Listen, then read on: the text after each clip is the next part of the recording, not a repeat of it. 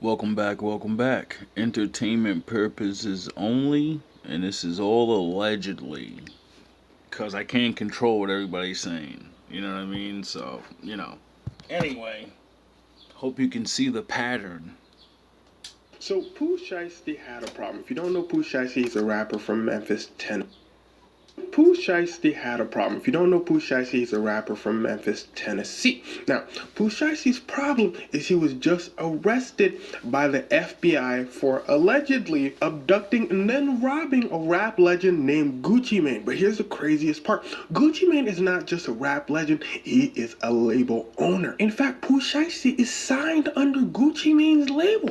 Pooh Shiesty calls up Gucci Mane. He said, look, I don't want to be signed under you anymore. Gucci Mane said, so, yeah, the thing is, Pooh Shiesty makes a lot of money for the record label. He's a big rapper. So Gucci Mane said, why am I going to let you out of the label when you make me a lot of money? Pooh Shiesty said, how about we have a meeting and talk about it face to face? Gucci Mane said, I don't see why not. Was I not? You see, Pooh Shiesty and his father are heavily associated with the streets in Memphis. Apparently, Pooh Shiesty don't be playing about what he raps about. And he raps about getting down and dirty. Hammer he was a big dog, man. He got respect in the streets. Came from a respected crew. They handled business, him and his brother Lewis and the crew. Without spending any money, Hammer could have told some people to him the up. I know who Hammer was affiliated with, and he wouldn't have to pay. We from Oakland. We talking about Hammer, but run up on it. Hammer beat you. Beat your monk ass. Run up on Hammer. That goddamn MC Hammer, very serious about beef. Oh, you gonna talk about my dancing pants? I see you. And he will whoop out. And after Redman's interview, I will never disrespect Hammer. His entourage was something like I never seen in my life. Like it was literally 100 people. More than 100 people, probably. That's actually how he. Wait, that's actually but it was how he, girls, guys, gangsters, dancers, everybody. Everybody. I go right on Hammer because they said he is that real, and it was like loaded. Remember the song Back in Blood by Pooh Shiesty and Lil Durk? Well, that song wasn't for you or me. It was allegedly directed to a person he actually robbed, and he was telling them, come get your jewelry back in blood. It just happened to turn into a hit song. Gucci Mane said, yeah, that song did make me a lot of money. You think he upset about that? Let me just hire security. So Gucci hires security. He goes over to meet Pooh Shiesty. Now, here's where things start to get wicked. Because let's just say there's a lot of evidence against Pooh Shiesty. So Pooh Shiesty, Gucci Mane entered the meeting.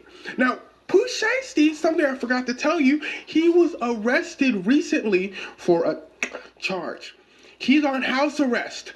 He walked into the meeting, he get a phone call. Ring, ring, ring. Pooh Shiesty said, hello? The person on the phone said, yes, Mr. Shiesty, this is your probation officer. What are you doing in Dallas, Texas? Pooh Shiesty said, no, I was approved for recreation. I'm on vacation, all that.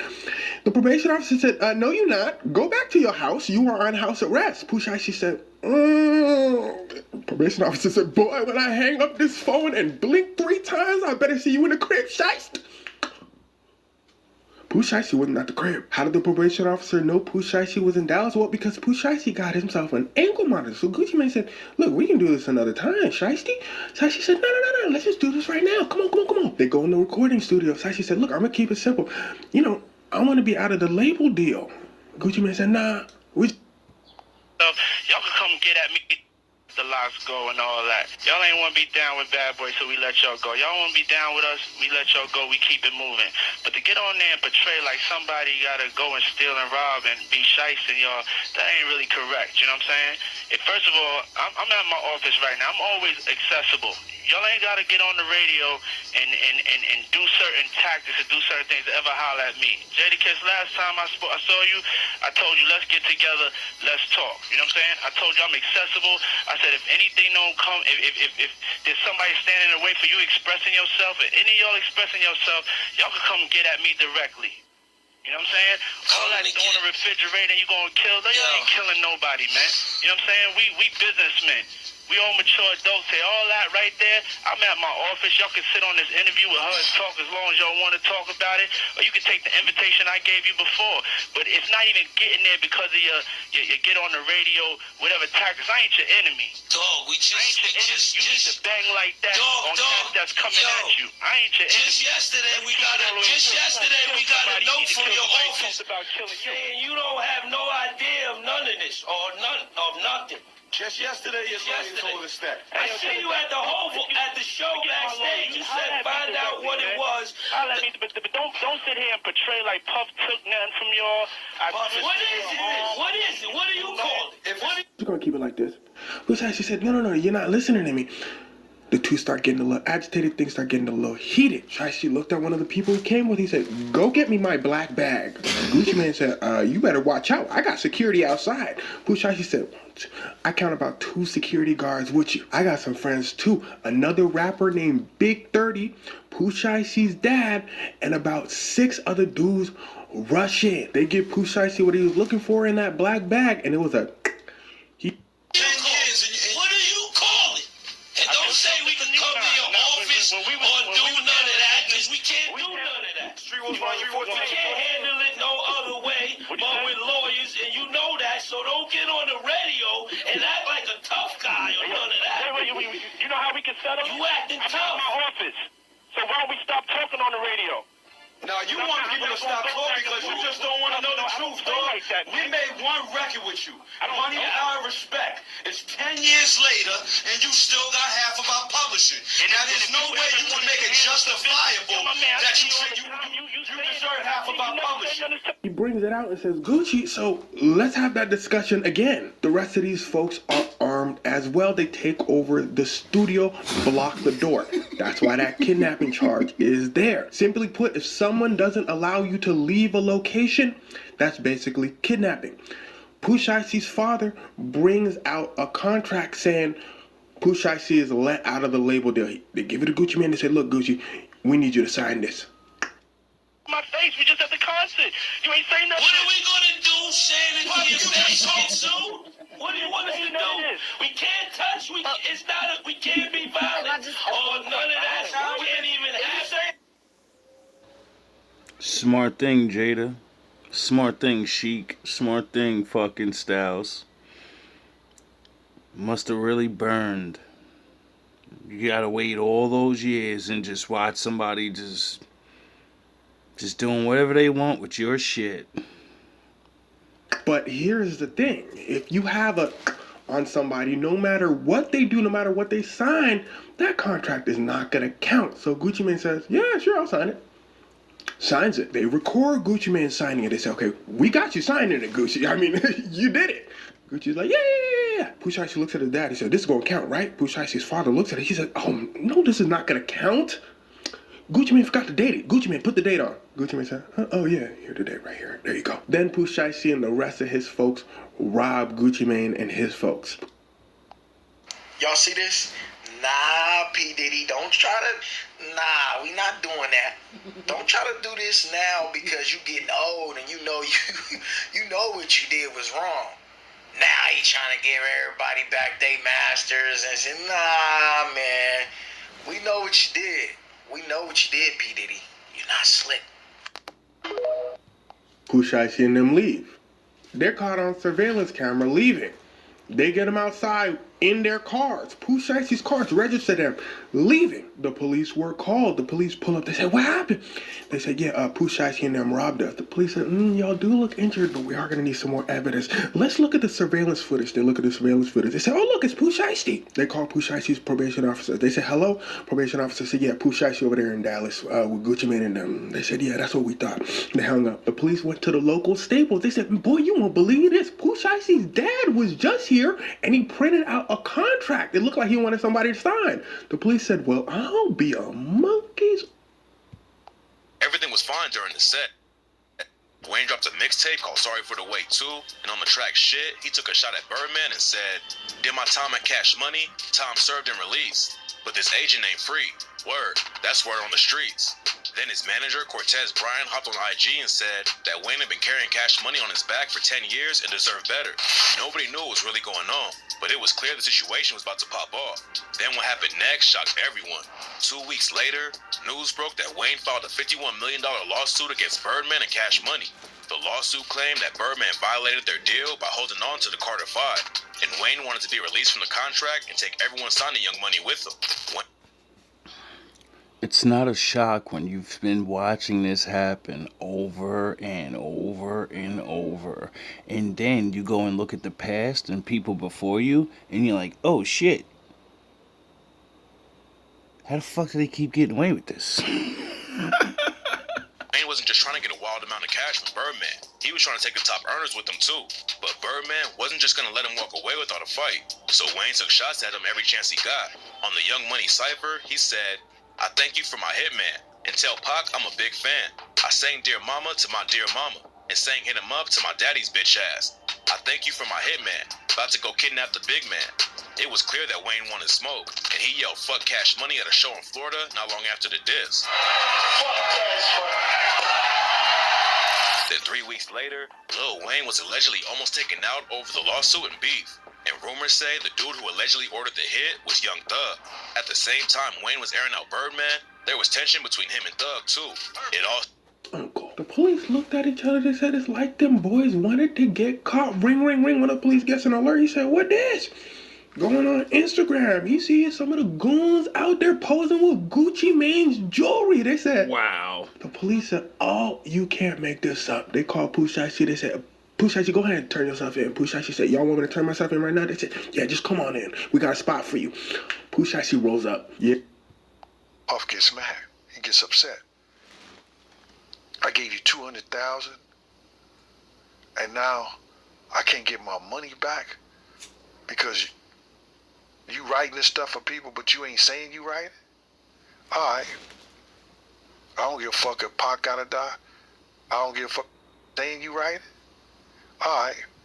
Writing this stuff for people, but you ain't saying you write it. Writing this stuff for people, but you ain't saying you write it. All right. I don't give a fuck if Pac gotta die. I don't give a fuck if Big gotta die. Suge Knight can go to jail. He's fed up. Puff gets mad. He gets... Yeah, the FBI locked up Pooh Shiesty, Pooh Shiesty's dad, the other rapper, Big 30, the rest of the folks that was with Pooh Shiesty. This dude sounded damn near giddy while he was saying this press conference, reading out all the evidence. He said, boy, I got a story to tell y'all. Now, side note, I saw a lot of people saying Gucci Mane, it must be a snitch since the police came in and did this whole thing against Pooh Shiesty. But what you gotta understand is there were other people in the room along with Gucci Mane. And that is Clive Davis. Right.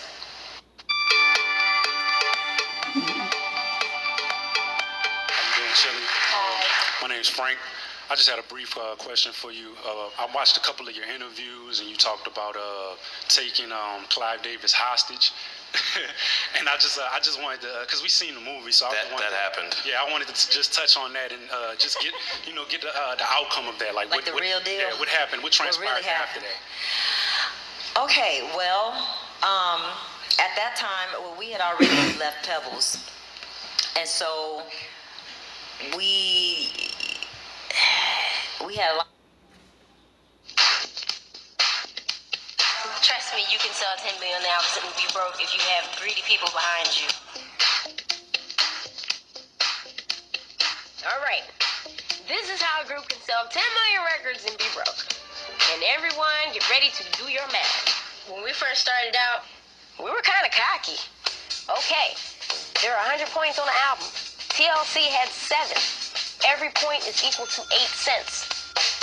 All right? 7 times 8, 56 cents. But as time went on, we learned a lot. That means every time an album gets sold, TLC gets 56 cents. So, you sure you want to be a star? Are you sure you're that good? You know? And then, if you're that good, why the fuck are you taking pennies? 10 million records, $5.6 million. Seems like a lot of money. Well, it's not a lot of money when the record company has spent $3 million to record your album. And in the record business, we pay all costs back to the record company. We pay recording costs, video costs. So now we have $2.6 million left. Well, guess what? When you have that much money, you're in about the 47, 48, 49% tax bracket. So that immediately gets deducted to $1.3 million. Then you split the rest 3 ways. You got about $300,000 a piece, if that much. Okay? $300,000. I can buy a nice house with that. And what am I gonna pay my bills with? So Lisa met a few friends when she was, after the burning of the house and everything, she was in a little trouble. She was at this little center. Oh, Lisa. And she met some tough girls. They were big. No, I'm serious, like way bigger than you, like huge. Like you would almost think they were like dudes, but they were girls, like look like this, but like, hey, like that. You remember them, I know you do. So she gathered her crew, and she and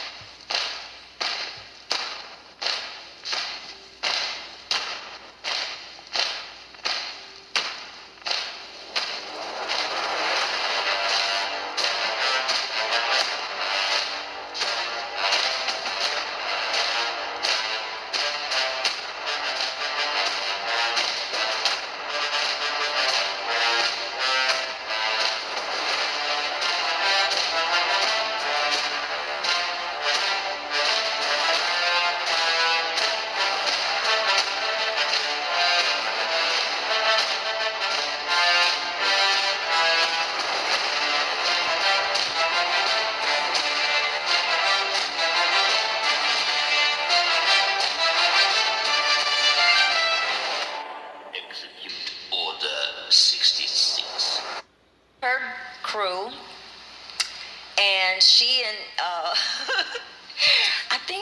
she and those girls, and Tion drove. And Tay-Tay. Yeah, Tay-Tay, which is Tion's cousin. Tay-Tay don't play. And they drove to New York. I got on a plane, met them there, and we had a plan. So, we didn't have any plaques. We didn't have nothing. So we instructed the girls. We said, all right, we're going to go up to Ersa, and I said, we're going to call in. I said, I'm going to do the talking. And, because, Julie's a sweet one. Okay. I am sweet. If you cross me, I'm not. So anyway. I was about to say, she's sweet, but Don't mess with me. But anyway, so we told the girls, when we go there, go on every floor. I can't remember how many floors there were at Ersa at the time. And we said anything that says TLC, from the plaque to a regular poster, we don't care what it is, get it. And go and put it in the limo. We'd already talked to the limo driver. He was ready. He was like, okay, cool, I'll park right here and I won't leave until y'all say so. So we call up, ring, ring, ring, hey, it's TLC for Clive. He's like, hi, girls, how are you doing? I was like, hey, Clive, we're in town. We miss you. We haven't seen you in a while. We want to come up and say hi. Yeah, girls, come on. Yeah. So we get there and we got the girls going, and then we go in the room, and then, Lisa's cousin. I don't remember. What? No, Tay-Tay is Tion's cousin. Lisa's cousin was there too. Very well could have been the one that called the police, or it could have been the security again that Gucci Mane brought with him. Now, Gucci Mane calling the police, regardless, in my opinion, I'm saying this man is a label owner at this point. Like, you really think he's going to let this one go? No, he's calling the police. And here's another thing you got to understand.